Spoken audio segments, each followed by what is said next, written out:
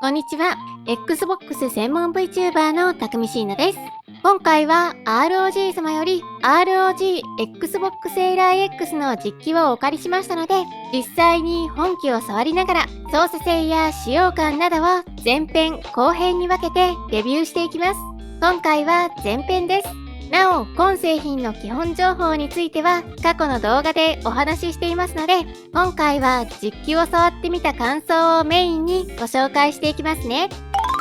まずこちらが ROG Xbox セーラー X の外箱です。外箱のサイズ感は Xbox シリーズ X の本体と大体同じくらいってサイズです。そして開封するとこんな感じ。まず最初に簡易的な説明のついたシートが1枚入っています。Xbox シリーズ X や S でも見られたような感じの紙ですね。その下には ROG Xbox セーラー X 本体が入っているので、本体は後でご紹介します。その他の付属品としては、充電用のアダプターにスタンドが付属。充電用のアダプターはケーブルと一体型の作り。結構大きめでしっかりとしたアダプターです。そしてスタンドの方は紙製なので、本格的なスタンドとして使うって感じではなく、あくまでおまけって考えた方がいいかもって印象です。付属品は以上なので、最低限って感じの構成ですね。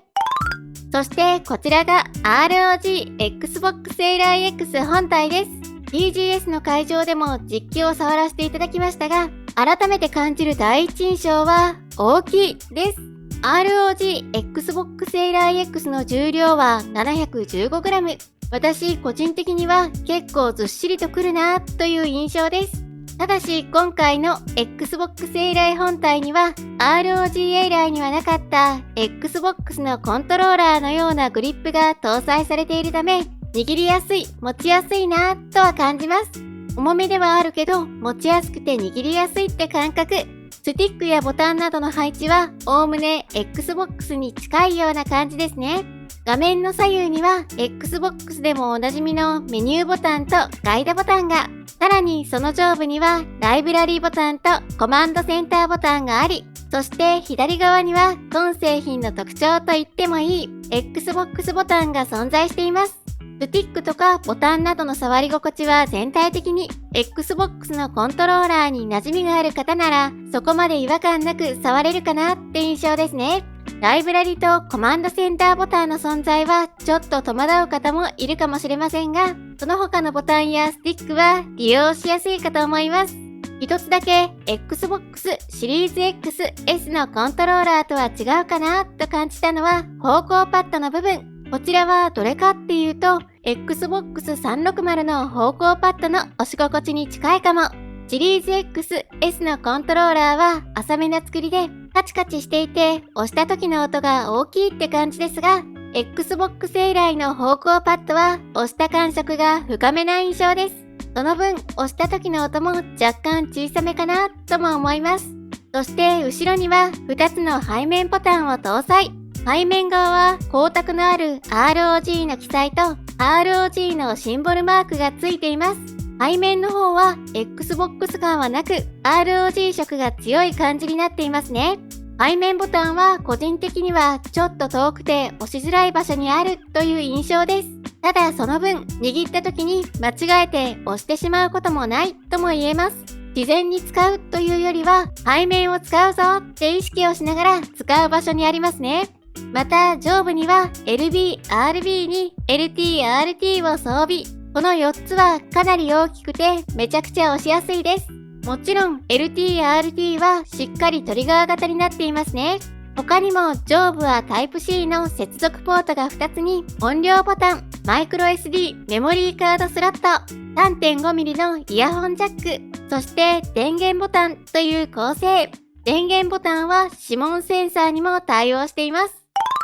ここからは本体の電源がオフの状態から電源を入れて起動までの流れを見ていきましょう。まず電源を入れると起動音とともに Xbox と ROG のマークが表示されます。数秒待つとこちらの画面に Windows で初めに見るログイン画面ですね。こちらはパスワードやピンでのログインの他にも指紋認証によるログインもできます。ログインを完了すると最初に現れるのはゲームを遊ぶ人のために設計された Xbox フルスクリーンエクスペリエンス。こちらは PC の通常のデスクトップ画面をスキップし、Xbox のインターフェースに直接アクセスできる機能となっています。Xbox の利用に慣れている方にとっては、この Xbox フルスクリーンエクスペリエンスはすごく嬉しい機能ですね。慣れ親しんだアイコンが並んでいるので、一からアイコンや操作を覚えるって感じではなく、手に取ってすぐに利用することができると思います。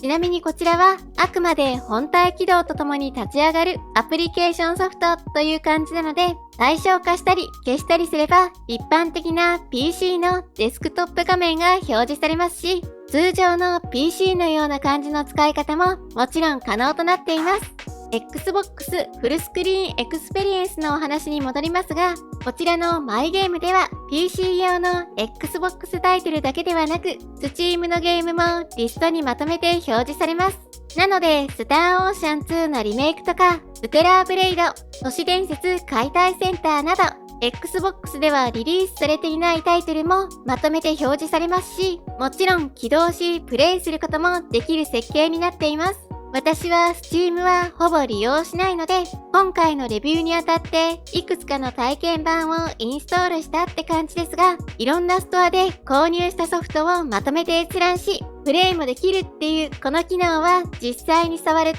すごく便利だと感じますね。あと、Xbox ボタンを押すことによってゲームバーが表示されます。こちらのボタンを押すと最近プレイしたゲームのリストが表示され、ここから起動もできたり、各種設定にキャプチャ、実績など Xbox と似たような項目を表示できます。パフォーマンスが見れるなど Xbox にはない機能もありますね。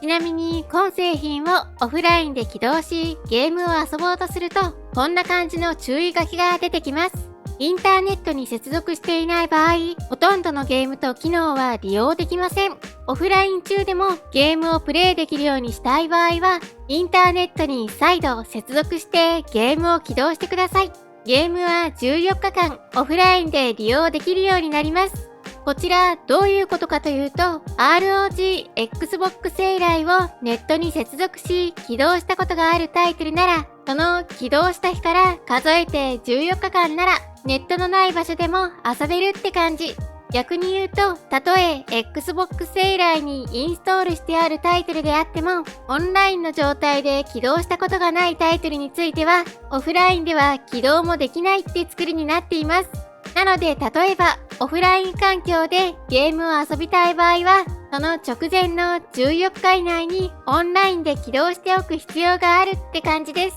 ただし、私が確認した限りでは、この14日制限は Xbox 向けタイトルのみとなっていて、Steam のタイトルは特に制限なく、オフラインでもプレイが可能のようです。今回の動画はここまで。次回後編となる動画では ROG Xbox セイラー X でのモンハンワイルズや FF14 を利用したベンチマークテストの結果や、いくつかのゲームのプレイ映像とともに動作やロード時間などをお話ししていきたいと思います。よかったら後編の方も見ていただけると嬉しいです。ということで今回は ROG Xbox セイラー X の実機レビューをお届けしました。